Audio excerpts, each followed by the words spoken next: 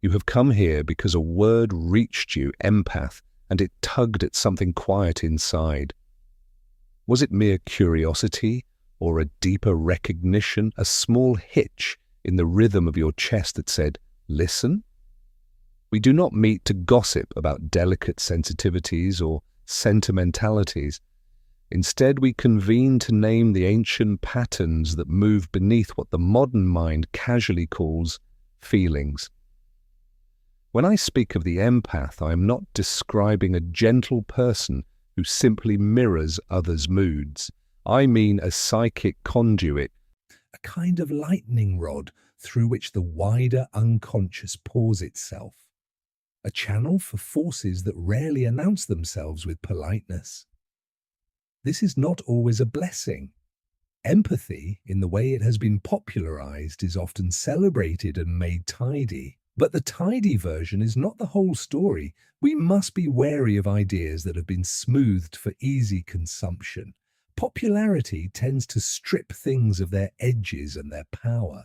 The empath I have met in dreams, in patient witness, and in archetypal visions is no smiling spiritual caricature. Rather, the true empath is a bearer of tremendous weight, a carrier of shadows that are not their own. Frequently, they do not even know what has taken residence inside them. To grasp this more clearly, look beneath the personal and even beneath the interpersonal. The empath is not only psychologically attuned to other people, they are unconsciously porous to the archetypal currents that move through those people. Picture, if you will, a village healer in the great storms, kneeling in a field and vomiting blood, not because of personal disease, but because the land itself has fallen ill. That image is no mere metaphor. It is the empath's hard, physical work.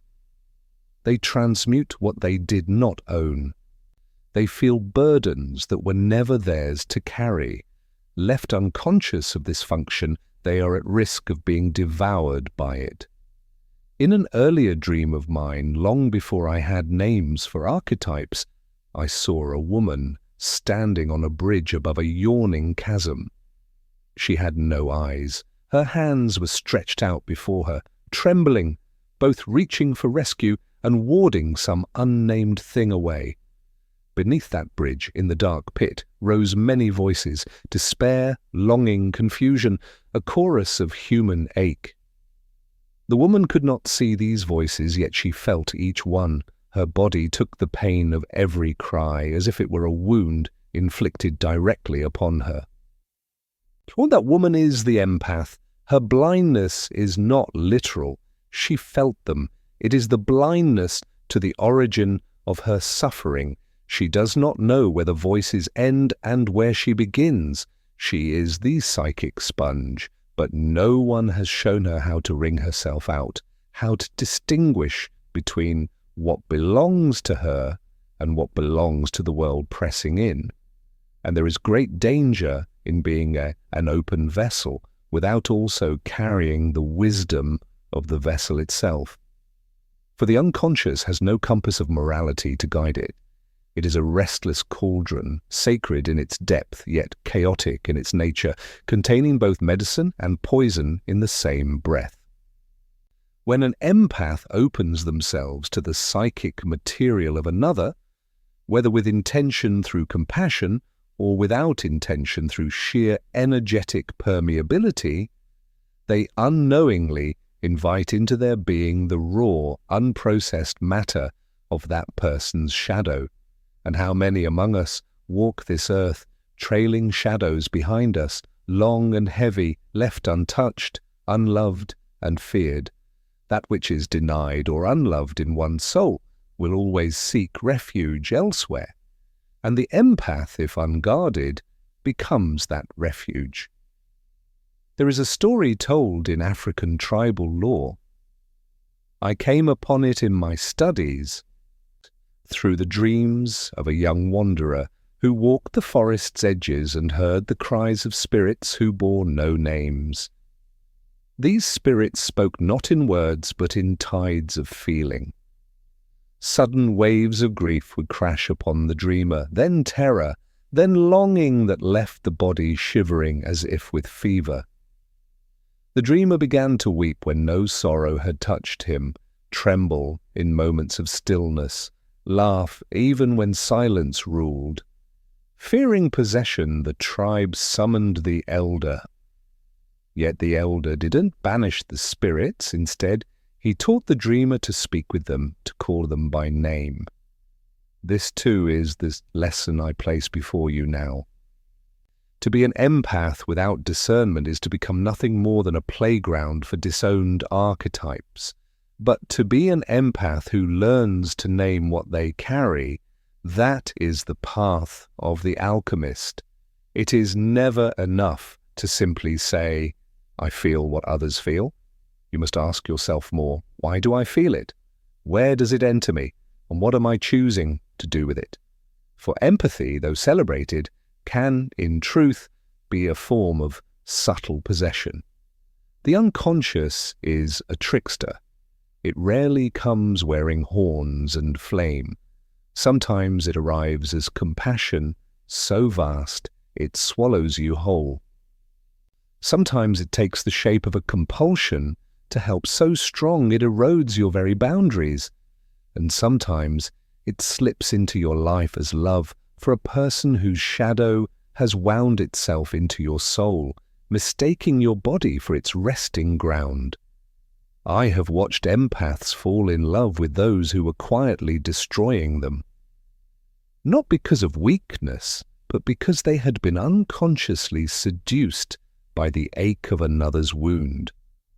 They felt it so deeply that they became caretaker, savior, silent sponge, yet hidden within this dynamic lies a dark marriage, what I have called enantiodromia, the reversal into its opposite. And the healer becomes the harmed, the bearer of light becomes host to another's shadow. And the longer this unconscious pattern endures, the more the empath begins to lose the fragile thread of who they truly are. If you are an empath, you must understand your gift is not simply emotional, it is psychic and it is archetypal. You are attuned not just to feelings, but to the collective currents that shape humanity itself. When someone enters your presence, it is not merely their smile or their tears that register on your skin. It is their lineage, those buried gods, the unlived lives folded into their bones. Unless you have met your own unconscious, unless you have bravely traversed the underworld of your own psyche, you will be overwhelmed. There is a temptation in spiritual circles to romanticize sensitivity, to wear it as a sterling badge of virtue. But beware, in the realm of the soul, no gift remains purely light. All light casts shadow, and empathy, perhaps more than any other capacity, invites that shadow up into daylight. Have you ever considered what happens to rage that has been locked away for years? It does not vanish like fog under the sun. It waits. It accumulates energy in the dark. It finds a home in the psychic field. And when the right contact is made, it leaps. When such a person meets an empath, especially an empath who has not yet done the inner work to discern their own unresolved anger, that rage jumps like wildfire into dry wood, the empath, surprised and unprepared, may begin to feel irritable, heavy with depression, or internally inflamed, not realizing they are carrying a flame that is not their own. I once treated a woman who cried continuously. Each time she entered the room, the tears arrived before any sentence. At first, she believed the tears belonged to wounds from parents, lovers, the world, and indeed there were wounds. Yet, over months of careful descent into her interior life, a clearer truth emerged. She had taken on the ungrieved sorrow passed down from her mother, her grandmother, and the lineage of women before them, all of whom had been forbidden to cry. She had become the living vessel for a generational shadow, and in the taking on of their sorrow, she had gradually lost the language for her own. Empaths. If you do not delineate where you end and another begins, you will drown in a sea of unnamed ghosts. The capacity to feel is sacred, yes, but sacredness demands structure. The vessel must be strong enough to hold the fire. If it is not, the fire consumes rather than heals. Picture a cathedral built of mirrors. A man walks its aisles, and every step returns a chorus of unfamiliar voices. He turns to a pane expecting himself, but finds a weeping child. Another pane shows a screaming soldier. Another gives back a dying mother. These faces stare into him, and he cannot name them. He screams, "Which one is me?" The mirrors remain mute. They only reflect. This is the empath lost in the many-faced hall of other people's inner worlds, unable to remember the face they once wore before they began to feel everyone else's pain. If this image resonates, then ask yourself plainly, what work have I done to know myself? Not in the way of affirmations or identity labels, but in the crucible of confrontation. Have you stood in your own underworld and spoken to your shadow? Have you acknowledged the parts of you that use empathy to feel important, needed, even holy? Have you faced the dark pleasure that sometimes arises when you are the only one who understands someone else's pain? Ah, yes, even the empath is not exempt from shadow motives. Sometimes the act of helping others becomes a way to avoid the self.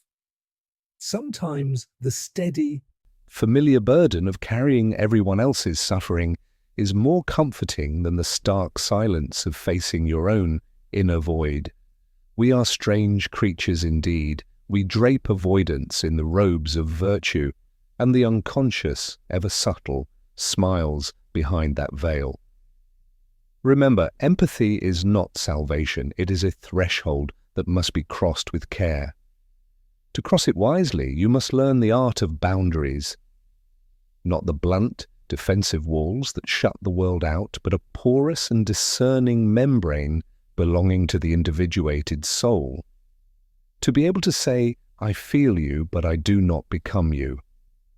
To be able to say, "I see your wound, but I will not house it within my psyche." To say, "I offer presence, not possession." This, I believe, is the aim. Not to absorb another, but to witness them, to hold them without being consumed. There is no greater tragedy for an empath than to become invisible to themselves, to merge so deeply with the pain of others that one's own voice thins to a whisper. And yet this tragedy plays out every day. In marriages where one partner carries the emotions of the other like an unpaid servant. In households where the most sensitive child unconsciously becomes the family's emotional regulator. In therapists, teachers, and ministers who confuse compassion with codependence. Such confusion is not benign, it is archetypal possession. The empath who lacks the ballast of inner work is at risk of being absorbed by the wounded healer archetype, Chiron in myth. And when that archetype rises unexamined, it demands suffering as if suffering were the soul's currency. One begins to believe they are meant to hurt, that their worth is measured by their capacity to suffer alongside or even for others. This is a distortion, not the conscious, transformative pain of genuine shadow work, but a ceaseless reenactment of unconscious service to the brokenness of others. The empath loses autonomy, not from kindness alone, but because the archetype has taken the reins. You must understand, archetypes are not merely metaphors. They are living patterns of psychic energy, older than language and older than history. When you feel inexplicably pulled to help, when you step into a room and leave utterly spent, when being needed sends a small rush through your veins. Pause. Ask yourself, is this simply my feeling or is something else speaking through me? For these sensations may not be personal at all. They may be the voices of invisible forces acting through you. The archetype of the savior, the martyr, the mother, even the seducer. All of these can slip silently into the unconscious empath and animate them like a puppet dangling on spiritual strings. But puppets do not individuate. Puppets perform. And performance is not wholeness. To become whole, the empath must begin the dangerous, sacred act of separation. Not separation from love, but from entanglement. Not from presence, but from fusion. This is not coldness. This is warmth with a spine. It is to stand before another's anguish and declare, I will not abandon you, but I will not bleed for you. It is to feel the tidal wave of someone's unspoken grief and be able to say, I will sit beside you, but I will not become the ocean. There is an image that comes to me now, a dream from one of my patients, a forest, ancient and tangled, its roots stretching like fingers through the very fabric of time. In the centre, a stone well, deep and without bottom. Around it sit the empaths, men and women with hands cupped over their hearts, weeping, and in the well, moving restlessly, are the shadows of those they love. The empaths peer downward, believing that if they cry enough, if they care enough, they might draw those shadows up into the light. But the well has no end, and their tears do not heal it. They feed it. This is what happens when empathy becomes compulsive. It feeds the very darkness it hopes to redeem. And here lies a secret that few dare to admit. Not everyone wants to be healed. Not every soul is ready to awaken. The empath who confuses their gift with responsibility will spend a lifetime straining to pull the unwilling from the depths, and in doing so, risk being dragged down themselves. You must learn discernment. Does your empathy liberate, or does it entrap? Does your empathy honor the path of the other, or does it violate that path by insisting they should be elsewhere? Even the desire to heal can harden into control when it is born of fear. There are parents whose empathy for their children becomes suffocation. Lovers whose sensitivity turns into quiet manipulation. Friends whose compassion hides a deeper need to be irreplaceable. This is the shadow side of empathy, where care becomes currency and feeling becomes power. You may recoil, insisting, not me, but if you are truly empathic, you must turn that same sensitivity inward and ask, where has my gift become a mask? Where do I confuse connection with obligation? Where have I made myself essential to others simply to avoid being left alone with myself? So these are not accusations. This is the path of integration. For true empathy is not the taking on of another's pain. It is the capacity to witness it fully without losing your own center.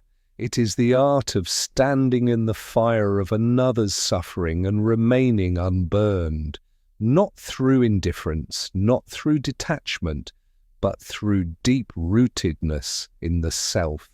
And what is this self? It is the totality of who you are, not just your feelings, not just your light, but your shadow, your instinct, your history, your future. The self is not an idea. It is the living center of the psyche, the steady axis around which the archetypes orbit like planets in a vast and unseen cosmos. When the empath discovers this center, they cease to be porous. They are no longer endlessly open to every passing current. Instead, they become anchored. And from that anchor, true compassion flows, not as sacrifice, but as strength. Yet let us be honest, this path is anything but easy. It demands a descent. The empath must be willing to go down into the underworld of their own psyche to stand face to face with what they would rather avoid.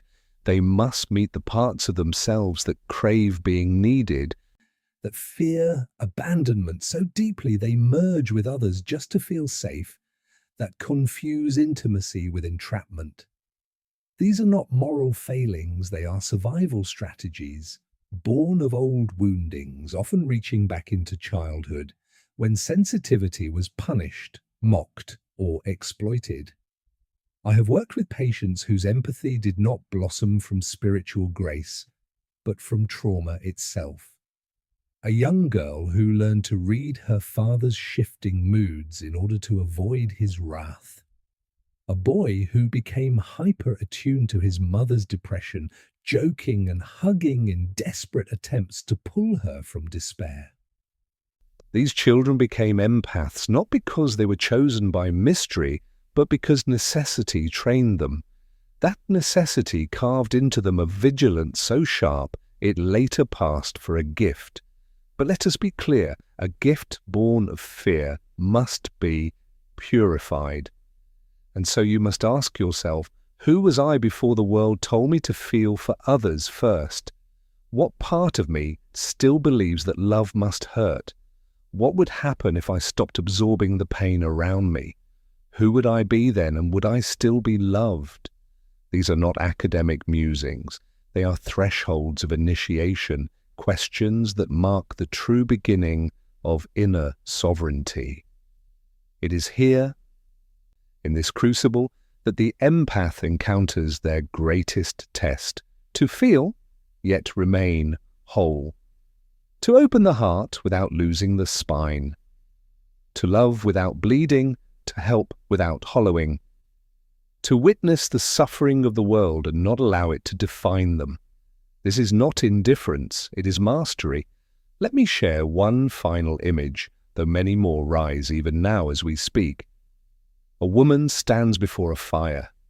In her hands she carries a bowl. Around her a storm rages, voices screaming, winds howling, visions of injustice swirling like knives through the sky. Yet she does not tremble. She lowers the bowl to the earth. Inside it are her own tears. She kneels and whispers, not to the storm but to herself, "I feel you, but I am not you." And in that moment the storm begins to quiet. Not because she absorbed it, but because she surrendered resistance and claimed her sovereignty.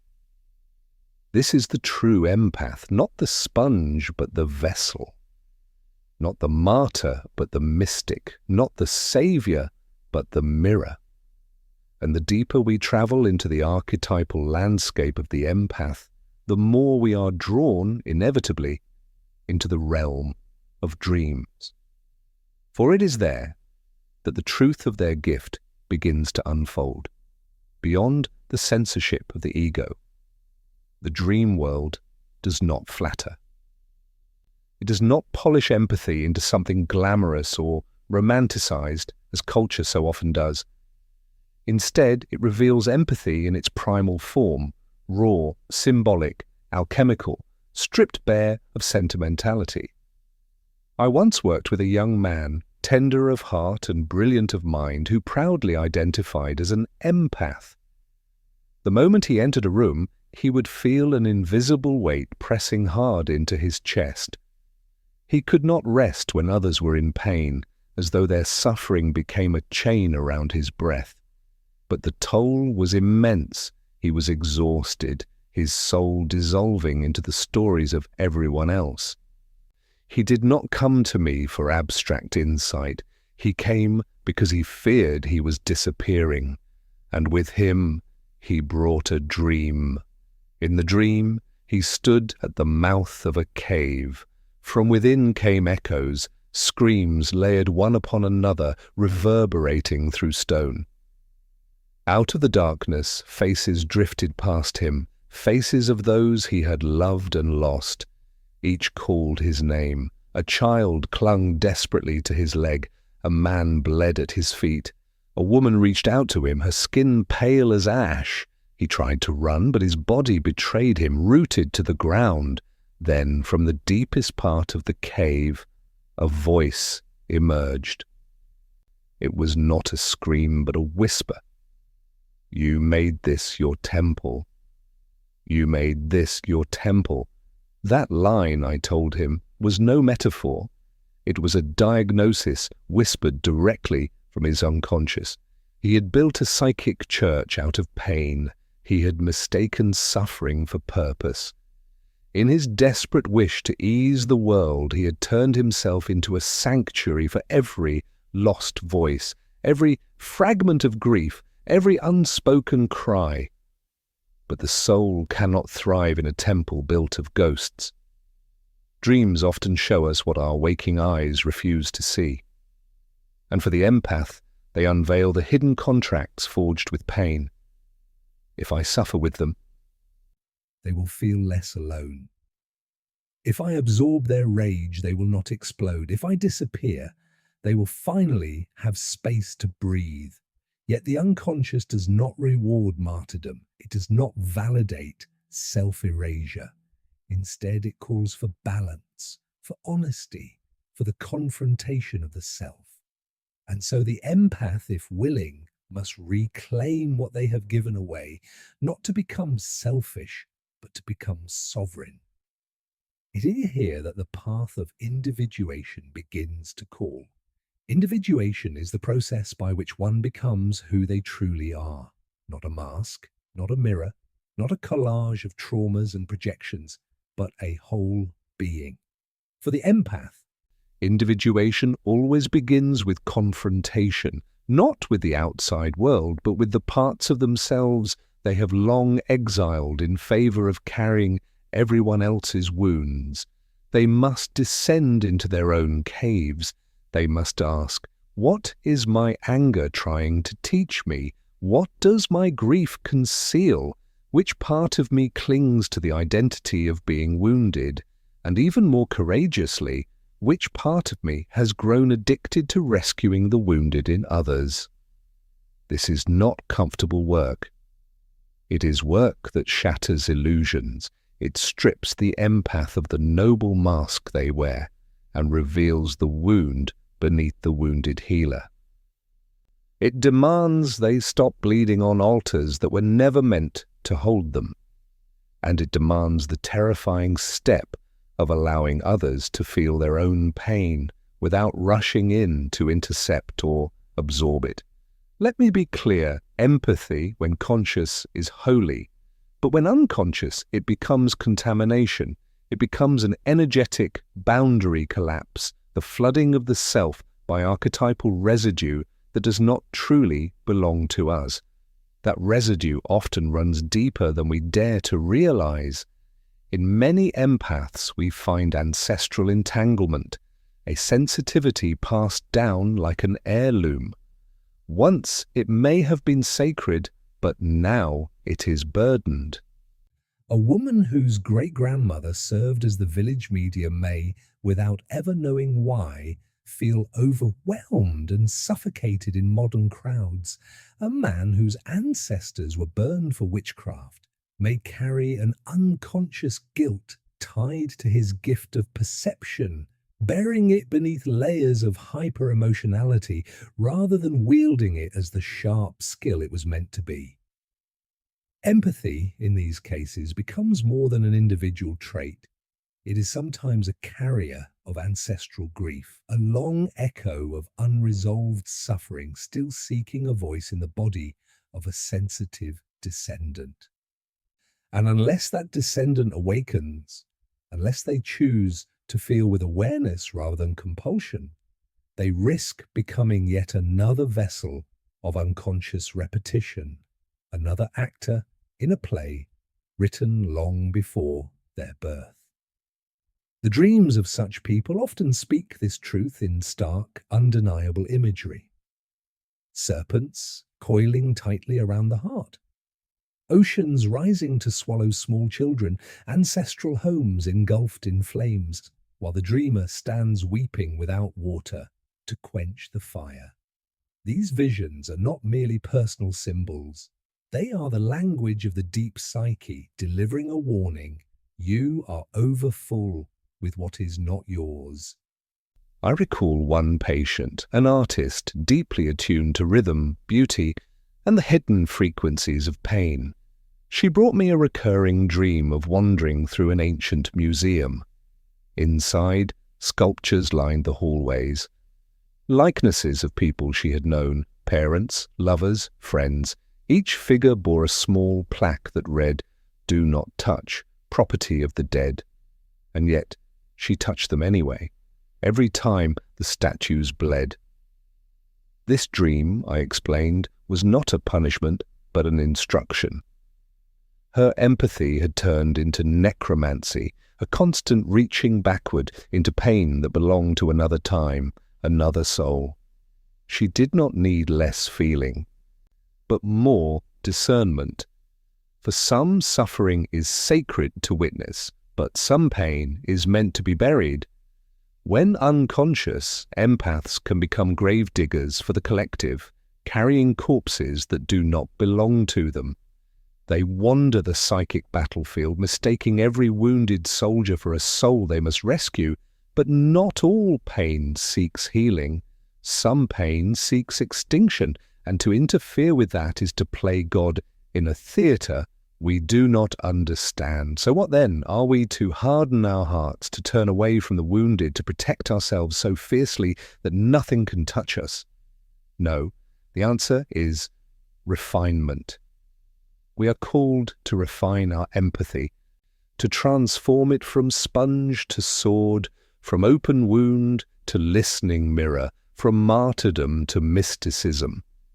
The true empath is not fragile. The true empath is initiated. They have walked through the shadow realms and claimed their own pain, standing face to face with what once threatened to consume them. They have turned inward and confronted the unmet needs that once whispered beneath every act of kindness. They have spoken with their rage, their shame, and even their terror. And because of this sacred confrontation, they no longer confuse empathy with entanglement. They can feel without falling, witness without absorbing, and love without losing themselves in another's storm. From that place, their gift becomes not a liability, but a lamp, a steady flame that illuminates without burning. They guide without dragging. They offer presence without rescue, and they hold space without erasing themselves. Most importantly, they remember that it is not their job to carry the world on their shoulders.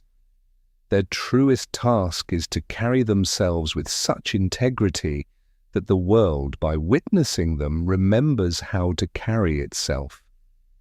Now we arrive at the threshold not of despair, but of transfiguration. Everything spoken, everything unearthed from the caves of your inner world now asks for one thing alone. Not admiration, not analysis, but embodiment. For the empath who has dared to descend into darkness and returned with honesty does not emerge as a broken healer or a perpetual sponge. They emerge as something far rarer, an initiated presence, a living vessel of the self, one who knows with clarity that empathy is not absorption, but alchemy. It is fire, the kind that recognizes suffering without adopting it, that witnesses without ownership, that transforms but never steals. When the empath becomes conscious, they no longer enter a room silently scanning for wounds to mend. Instead, they walk as mirrors. Not mirrors that reflect back pain, but mirrors that reveal to others what they have forgotten about themselves. They become what I call the wounded mystic, not because they continue to bleed, but because their scars have become symbols, living emblems of survival, proof that they have entered the underworld of the unconscious and returned bearing wisdom. Yet here lies a subtle danger. For as the empath becomes empowered, another archetype stirs from the deep, the magician. The magician is the one who has seen through illusion, who understands the hidden laws of energetic exchange, who can speak to another's shadow without flinching. But this magician, if not grounded in humility, may begin to believe they stand above suffering. They may become seduced by their own insight. Wisdom then sharpens into a weapon, and empathy curdles into manipulation. The cycle repeats, this time cloaked in clever disguises. So beware. Initiation is not a badge to be earned once and worn forever. It is a lifelong vigilance, a daily act of discernment. To be a conscious empath is to wake each morning and ask, is this mine? Am I feeling or fusing? Am I healing or controlling? Am I present or performing? These questions are not signs of weakness or doubt. They are signs of maturity, for the conscious empath is no longer afraid to be unsure. ChatGPT annoy, they no longer rush to soothe or fix. Instead, they allow silence to enter the room. A silence that can hold more than words ever could. They allow the other to remain broken for a time without rushing in as savior, without confusing urgency for love. They have learned to trust the psyche's own intelligence, understanding that sometimes pain is not the enemy at all, but the very doorway through which transformation must pass. And what of relationships? Here too, everything shifts. The unconscious empath is often drawn to the wounded, the chaotic, the narcissistic, not because they are foolish or naive, but because some part of them still believes they must prove their worth through endurance. They are magnetized to those who mirror their unhealed inner child, the child who once learned that love had to be earned through suffering, that affection came only after sacrifice. But the conscious empath begins to crave something different, something deeper. They no longer seek intensity that burns them hollow, but clarity that steadies them. They choose those who truly see them, not only those who need them. They begin to build bonds rooted not in trauma, but in truth. And when loneliness visits, they no longer stuff it with the ghosts of broken souls. They sit with it. They listen to it. They let the silence speak until it reveals its hidden lessons. It is here that the empath reclaims their true gift, not as a mere receptor of pain, but as a revealer of soul. They no longer dim their intuition just to keep others comfortable. They no longer contort their boundaries to avoid abandonment. They understand with conviction that saying no is not rejection, but protection of the sacred within. I once dreamt of a lake, still silver, infinite, stretching into horizons that seemed eternal. Along its quiet shore stood those I had known, students, patients, even myself at different ages of life. Each gazed into the water, hoping to glimpse answers. And in the center of that vast lake stood a single figure, untouched by ripple or wind. They spoke no words, they simply were. And as each person met their gaze, they did not see their wounds nor their needs, but instead the reflection of who they might yet become. This, I believe, is the destiny of the awakened empath, to become a mirror, not for pain, but for potential. To walk not as a martyr, but as a reminder, to feel not everything indiscriminately, but only what is true, to carry not the suffering of the world, but the vibration of integrity. And in doing so, they do not abandon the path of feeling. They transcend it. They transmute it. They embody what alchemy has always pointed toward, the union of opposites, the heart and the spine, the open palm and the grounded root, the healer and the human, So if you see yourself in these words, if you have recognized in your own dreams the recurring symbols of overgiving, of emotional hunger, of sacred exhaustion, then hear this clearly. I speak not as condemnation, but as invitation. An invitation to step back from the shadows that do not belong to you, to turn inward instead of outward, to finally face the silence you have fled for so long. Have you dared to speak to the parts of you that once merged with others merely to survive?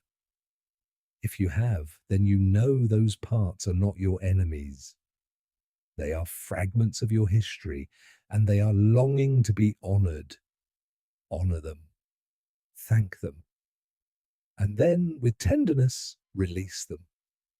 For you are not a sponge, endlessly absorbing. You are not a sacrifice to be broken for the sake of another's comfort. You are not an altar upon which others lay their grief. You are something far greater, a living threshold, a sacred crossing where energy becomes meaning, where stories become insight, where wounds transform into wisdom. You are a place where pain can be met without being swallowed whole. You are a presence where empathy sheds its heaviness and becomes discernment, where sensitivity ripens into strength. And if you can hold this subtle fire, this delicate clarity without trying to extinguish or control it, then you will not only survive your sensitivity, you will sanctify it. You will learn to walk among the world's ghosts and no longer be haunted by them. You will witness pain without turning it into penance, carry compassion without carrying chains. You will feel deeply, but you will no longer fall into the abyss of those feelings. And most importantly, when all is said and done, you will return to yourself, not as rescuer, not as martyr, not as a vessel of sacrifice, but as a soul whole, steady and alive, standing at the center of its own sacred ground.